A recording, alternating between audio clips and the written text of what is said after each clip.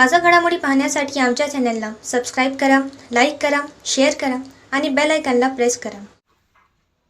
A7 न्यूजमध्ये आपले स्वागत. हिंगोली शहरातील स्वप्नमूर्ती मंगल कार्यालय येथे मराठवाडा सामाजिक फाउंडेशनच्या वतीने स्नेह कुटुंब मेळावा व गुणवंत विद्यार्थ्यांचा सत्कार समारंभ आयोजित करण्यात आला होता. यावेळी प्रथम जाणता राजा छत्रपती शिवाजी महाराज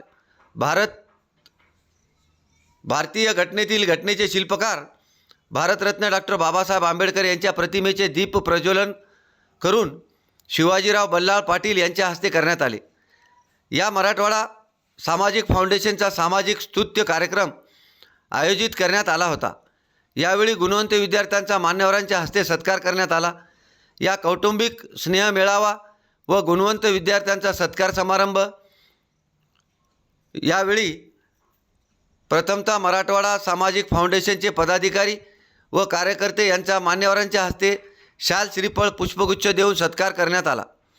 तसेच गुणवंत विद्यार्थी वेदांत शिवचरण वाबळे याने या छोट्याशा मुलाने अक्षरशः शिक्षकाचे मने जिंकली, शिका, संघटित व्हा आणि संघर्ष करत असा गुरुमंत्र भारतीय घटनेचे शिल्पकार भारतरत्न डॉक्टर बाबासाहेब आंबेडकर यांनी कित्येक वर्षापासून दिला. तो प्रत्येकाने अंगीकार केला तर या भारत देशात कोणीच प्रगतीपासून वंचित राहणार नाही.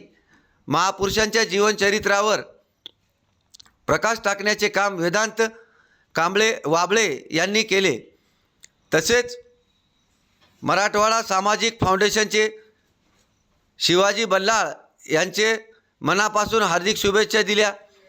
दुसऱ्याच्या दुःखात सुखात सहभागी होण्याचे काम करून नेहमीच सर्वसामान्य जनतेच्या हक्कासाठी अन्यायाविरुद्ध लढा देत शोषित वंचित पीडित नागरिकांना दिलासा देण्याचे काम यांनी केले आहे. त्यामुळे येणाऱ्या काळात आपल्या सर्व समाजातील नागरिकांनी पाठबळ द्यायला हवं, तरच आपला विकास होईल असं सांगितले.